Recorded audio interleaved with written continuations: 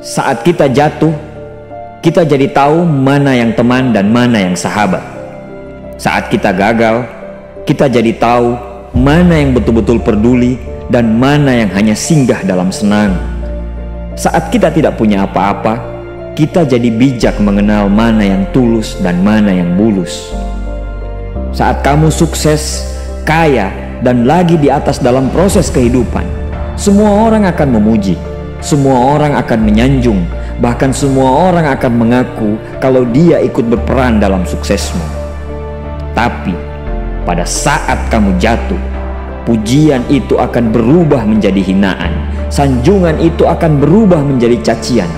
Semua orang tidak akan pernah menganggapmu ada. Percayalah, saat gagal, semuanya menjadi gelap.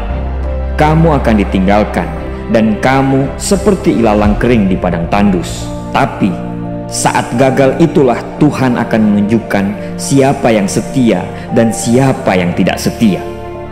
Kawan, saat-saat gagal itulah pilihan kita cuma ada dua: meratapi kegagalan dan membiarkan semuanya menjadi kalah, atau kamu bangkit dan menjadikan kegagalan itu sebagai acuan untuk bangkit dan terus bangkit.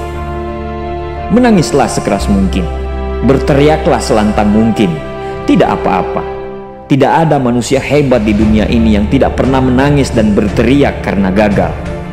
Menangis dan berteriak saat gagal bukan karena kita lemah. Kita hanya manusia biasa. Kita bukan malaikat. Tumpahkan semua kesedihanmu dalam setiap doa-doamu. Berdoalah, jangan meminta supaya semua masalah menjadi ringan, tapi berdoalah dan mintalah agar pundak kita kuat untuk memikul semua masalah yang kita hadapi.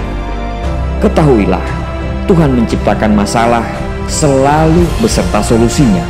Tapi setelah itu, kamu harus bangkit. Kamu harus jauh lebih hebat daripada sebelumnya.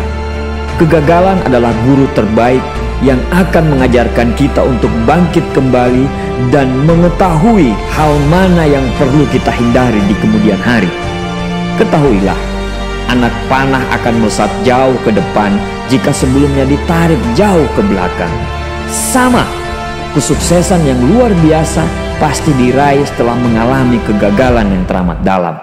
Kegagalan hanya akan dirasakan oleh orang-orang yang mau berjuang. Kegagalan tidak akan terjadi kepada orang-orang pemalas yang mengabdikan hidupnya hanya untuk menjadi benalu kehidupan.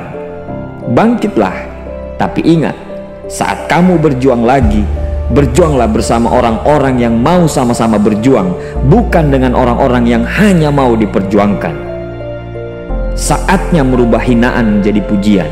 Saatnya merubah cacian menjadi tepuk tangan. Saatnya mengembalikan apa yang sudah hilang. Insya Allah kamu, kita pasti bisa. Pada saat sukses itu datang, datangi semua orang-orang yang menghinamu pada saat gagal. Datangi semua orang yang meninggalkanmu pada saat terpuruk.